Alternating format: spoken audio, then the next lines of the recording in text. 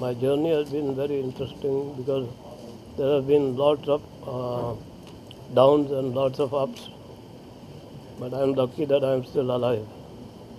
And I've met some of the most interesting people in this industry, and I don't think I would exchange this place with any other place.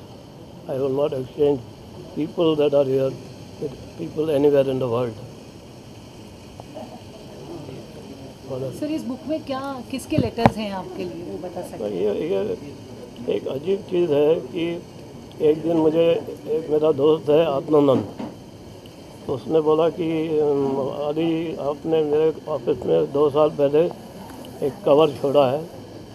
हमने अभी वो cover खोला तो देखा उसमें काफ़ी सारे लेटर्स हैं। मैं बोला किसके लेटर्स हैं? बोला बहुत कमाल के लेटर्स हैं, देव साहब के हैं, दत्त साहब के हैं, दिलीप कुमार के हैं, रेखा के हैं, बहुत सारे लेटर्स हैं। तो मैं उसने भेज दिया घर, तो मैं देखता रह गया। तो मैं कोई और किताब रिलीज़ करने वाला था आज के दिन। मैंने बोला यार मैं इसको एक किताब के फॉर्म में रिलीज़ करता हूँ। तो मैंने उस सारे लेटर्स को लेके एक बुक में कंपाइल किया है, वो ये किताब है। इसके लिए उसका नाम है love letters from legend to a vagabond. Sir ये आपने अपने आप को वैगाबॉन्ड क्यों बोला, जबकि आप क्योंकि बहुत सेलिब्रेटेड राइटर हैं? क्योंकि मेरी ज़िंदगी वैगाबॉन्ड है। अगर आप लोगों ने मेरी ऑटोबायोग्राफी पढ़ी नहीं होगी जो मैंने 15 साल पहले लिखी थी, उसमें यही है कि मैं कहाँ से आया हूँ। एक पोस्ट कार्ड मैंने लिखा था, इसके लिए लेटर से ज़्यादा इम्पोर्टेंट है। एक पोस्ट कार्ड मैंने लिखा था, एक नाम जो मुझे पता भी नहीं था कि अब्बास कौन है, लेकिन उनका एक आर्टिकल मैंने पढ़ा ब्लिट्स में। वो भी किसी से एक ड्राइवर से लेके, ब्लिट्स का जो ड्राइवर था वो ड्राइवर ब्लिट्स लेके आता था, तो मुझे वो लास्ट पेज पढ़ के नशा हो जाता था एकदम। 11 आने में मिलता था वो, लेकिन मेरे पास वो भी नहीं होती। तो मैंने एक जो पढ़ा उसमें मेरे अंदर आग लगा दी। तो मैंने मेरे जो कैंटीन का मैनेजर है जो मुझे फ्री चाय देता था, उससे एक आना दिया, पोस्ट कार्ड दिया और अब्बास साहब जो करके पोस्ट किया। और मुझे मालूम नहीं था कि वो एक पोस्ट कार्ड मेरी सारी ज़िंदगी को घुमा देगा। सर जैसे हम जानते हैं एक बुक को लिखने में काफ़ी मेहनत लगती है और काफ़ी टाइम चले जाता है, तो कितना टाइम लगा इस बुक को लिखने में? ये किताब तो मुझे कंपाइल करना था ना, ये मुझे सारे लेटर्स इकट्ठे करने थे और मुझे एक इंट्रोडक्शन लिखना था कि मैंने क्यों लिखा है।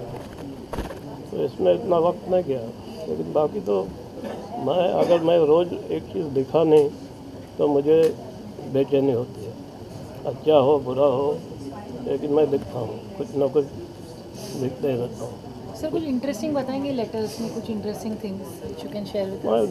लेटर इंटरेस्टिंग है, you must read the letter जो रेखा ने लिखा है। वो लेटर पढ़ने के बाद ऐसा लगता है रेखा को कोई बहुत बड़ी पोइट्स या कोई बहुत बड़ी फिलोसोफर बननी चाहिए। उसमें पूरे पानी का वर्णन किया, और वो लेटर मेरे को क्यों लिखा है ये मुझे आज तक पता नहीं है। और उसमें बाकी सब जो लेटर्स हैं कुछ स्ट्रगल के हैं, कुछ सक्सेस के हैं। अमिताभ का एक लेटर है, I think that is my biggest नशा इन दिस लेटर, जहाँ वो बोलते हैं कि आप एक एक लाइन जो मेरे बारे में लिखते हैं उनके हैंड राइटिंग में है कि वो मेरे अंदर एक नई ज़िंदगी आ जाती है उसकी। तो you will see all this letters, ये सब लेटर्स आपको बुक में दिखेंगे और आप पढ़ सकेंगे हर लेटर, ऐसा है। सर आपका नेक्स्ट अब क्या और एक्सपेक्ट कर सकते नेक्स्ट हैं? अभी मैं जो आज किताब रिलीज होने वाली थी वो जुलाई 29 को पक्का रिलीज है। That is a 100% love story. It is a love story which has been going on for the last 55 years, and I am writing a book on the subject for the 3rd time. तो वो आप देखेंगे, आपको सबको बुलाएंगे। That will be somewhere in Parna in a very good hall, very well organized, and it will be good. Sir जो आप अलीस notes लिखते थे स्क्रीन में, अभी आप फिर से अपना column Bollywood and TV reporter में कर रहे हैं, तो क्या हम अलीस नोट्स फिर से देखेंगे? मैं ऑलवेज नोट्स नहीं लिखता हूँ, मैं I write my individual feelings for everyone.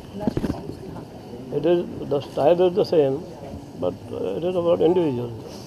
At that time I used to write about 6 people in one column. तो अभी individuals का एक एक. Anything else you'd like to add, sir? So I would like to say कि I believe that there is no miracle bigger than me that God has worked.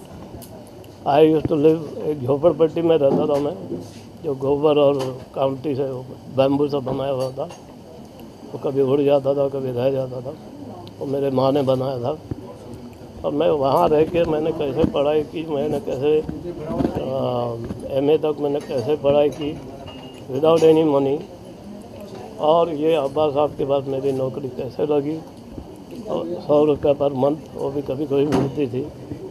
और उसके बाद फिर मेरा पूरा दरवाज़ा खोल दिया उन्होंने, अब्बा साहब ने. यही है, I find my life very interesting. क्योंकि एक झोपड़ा से, जहाँ से हमको मालूम नहीं होता था कि जूहू कहाँ है, तो वहाँ से अगर मैं आज यहाँ पहुँचा हूँ तो I think it is something.